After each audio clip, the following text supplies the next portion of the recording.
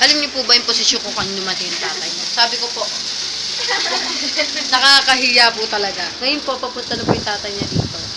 Tsaka si Roxanne, sinundo po sila. Say hi. Hi! Say hi. Ang ganda po ng ilaw. Liwanag, diba? Tapos po, lesson learned, umupo po ng maayos. Kasi po, mahirap po talaga mahuli.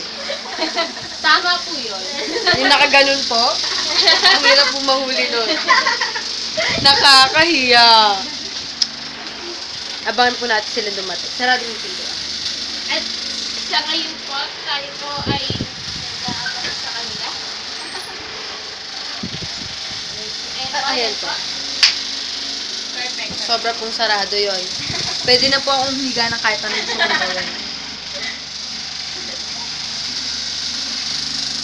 Opo! Ang cute ni Kaisen. Ang cute talaga. Nakikita niyo po ba? Woo!